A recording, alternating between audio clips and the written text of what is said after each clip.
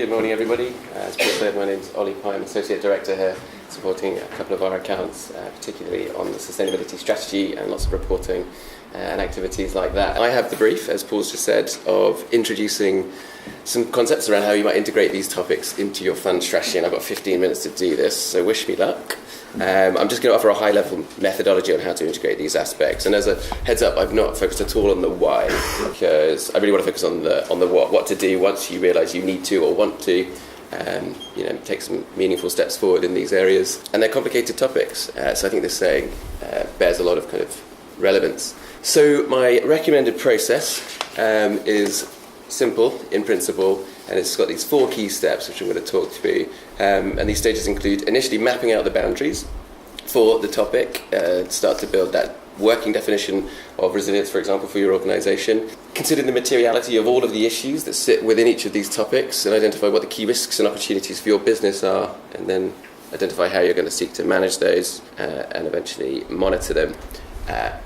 So you can understand what's going well and look to make improvements. And obviously, like any good management system approach, you kind of go back to the beginning once you've got to the end. So mapping out the boundaries, what do I want to focus on here? Defining key terminology.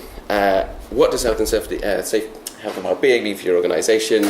Does it incorporate health and safety, for example? Resilience, what does that mean? Are you going to take the GRES 2018 definition, which I think is pegged to the 100 Resilient Cities, 100 RC framework that came from Michael Bloomberg's initiative, which talked about environmental and social shocks and stresses, shocks being the kind of one-off events like flood and terrorist attacks, and stresses being the underlying vulnerabilities that make you more susceptible to those shocks when they occur, like ageing infrastructure and building equipment. So that was kind of GRES 2018. I understand that GRES 2019 might move a little bit more towards the TCFD, the Task Force for Climate-Related Financial Disclosures, which is our own, well, not our own, Canadian guy, but the Governor of the Bank of England, Mark Carney, his initiative for increasing financial disclosures relating to climate risk within financial filings. There's a definition within that which is very much focused on the physical risks associated with climate change, as well as the transitional risks. So physical risks being, flood, heat waves, intense wind and storms and so on, and transitional risks being the policy changes that will help us eventually mitigate these, or hopefully drive us towards mitigating these impacts. So carbon taxes, minimum energy efficiency standards, etc. So there's another definition that's very much focused on climate-related resilience. And then a third one, as I see it, which is what Paul nodded towards previously, which was around the broader aspects of investment resilience, which not only looks at environmental and social and climate change, but also brings in other elements like demographics, political change, technological change, and so on. So look at the way you're going to define this for your organisation and what the level of all-encompassingness you will head for. Scope. Think about elements of scope. Will you consider your own operations, your organisational headquarters, or will you just look at your investment portfolio? As I'm sure you're aware, if you work with GRES, they typically expect both. What aspects of the property life cycle do you engage with? Will you need to look at these topics in relation to developments and new builds as well as the standing assets, acquisitions and disposals? What's your level of influence at each of these stages, and so on? Stakeholders. Consider who your key stakeholders will be, particularly internally, who might have some of the technical expertise that you can draw on to help you unpick these issues. So for health and wellbeing, that might be human resources, customer services, health and safety, if that's a separate function. Whereas for resilience, maybe it's your risk manager, your risk controller, or your research teams. Also consider who will help you in the implementation of whatever strategy you arrive at, and start to list those individuals out. So definitely investment, asset management, property management, potentially facilities management too. So moving on, you've mapped out the conversation, you've started to give it some boundaries. It's time to get into the depth, into the nitty-gritty, the detail of each of these issues. And for each, I'd recommend drawing up a long list in simple terms of all of the potential issues of relevance.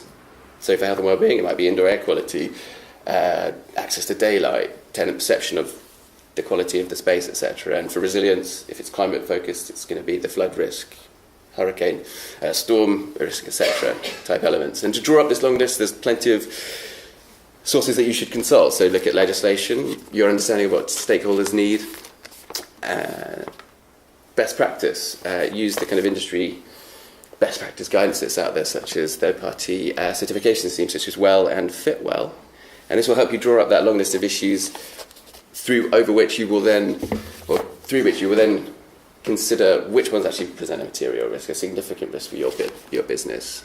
Overlay some significance criteria, engage internally with investment managers, asset managers, and ask yourself the questions: does this really have a bearing on tenant attraction and retention, asset value, lease terms? Is it going to improve your investors' perception of your investment management? If so, if that's your primary goal, maybe you'll just focus on the criteria within the GRESB survey or the TCFD framework. And out the back of all of this, you'll end up with your short list of issues that you really want to just focus on taking meaningful steps towards. Is a really simple look at how you would kind of arrive at that short list. It can be as in-depth, scientific, quantitative, or light touch, qualitative, and high level is appropriate for your organisation. But what we would say is it should be iterative. You should go back to it regularly, if not continuously, to make sure you're focusing on the right issues and challenges. Engage the stakeholders at this point particularly, because they will be key to your implementation phase. And I'd say that expect to have multiple outputs depending on various factors. So for health and wellbeing, I think you'll need a separate kind of set of focus areas for different property types. Offices and industrials will need a different strategy, and for resilience, clearly geography and locality requires different considerations. Starting to build up a picture of what the key risks are in different areas. So obviously Southern Europe, it's a heat wave likelihood, or increase in the frequency of heat waves that's going to be a challenge. Canada, apparently it's flood that's a massive challenge, and obviously on the east coast of America it's storm. So expect to kind of have a different lens for each of these aspects. A little bit of a deep dive on the materiality side for health and wellbeing. I just wanted to draw out two particular perspectives. One is on this slide is about the kind of relationship between health and wellbeing and health and safety. There's a really interesting blog on the GRESB website recently from Delos, who work with International Wellbuilding Institute, talking about a concept which I have been aware has been around for a while, but nonetheless I think it's really interesting, and that's the fact that obviously these two topics are very much related. Health and safety is typically viewed through a risk management sort of perspective, whereas health and wellbeing has so far been considered perhaps more about the value creation side.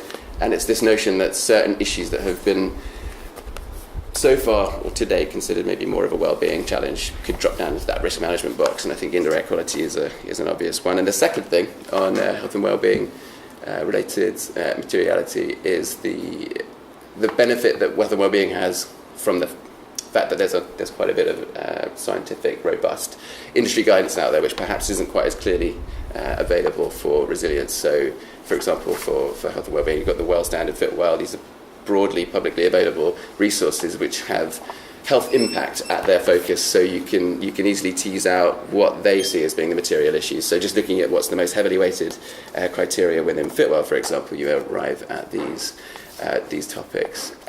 So I think these are important sort of considerations for your materiality review, noting as well that a number of these things are clearly beyond the landlord control and property manager control in a lot of instances. So I think that's also worth bearing in mind. So just quickly on the last two steps, we've identified what our focus areas are, what are risks we want to control, and opportunities we want to realise, and it's time to put this into practice and work out how you're going to update your strategy and your procedures to sort of realise that. We'd recommend obviously following a management system approach of updating your policy, your objectives, your control procedures, your procedures within your organisation, noting to make them integrate with existing procedures as much as possible, so you're not creating a separate system that needs maintenance.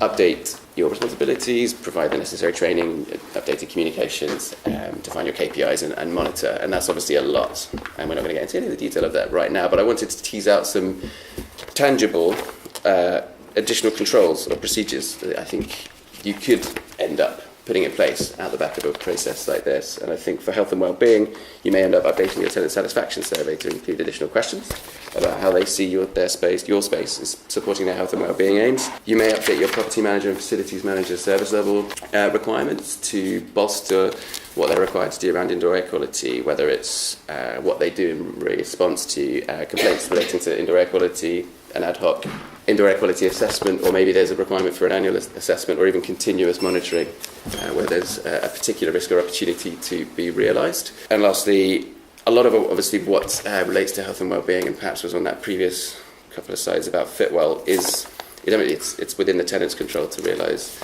the benefits around health and wellbeing in that area. So I think a simple update to a tenant handbook to make sure that that information has made its way to the tenant as to how they can support their own health and wellbeing, I think is also a potentially valid step. Under resilience, there's obviously a million things that you could need to do off the back of a proper in-depth risk assessment to some of those issues. But I think a really obvious and immediate one is looking at your acquisitions procedure to make sure that you're considering the location that you're about to invest in and the condition of the building that you're about to buy.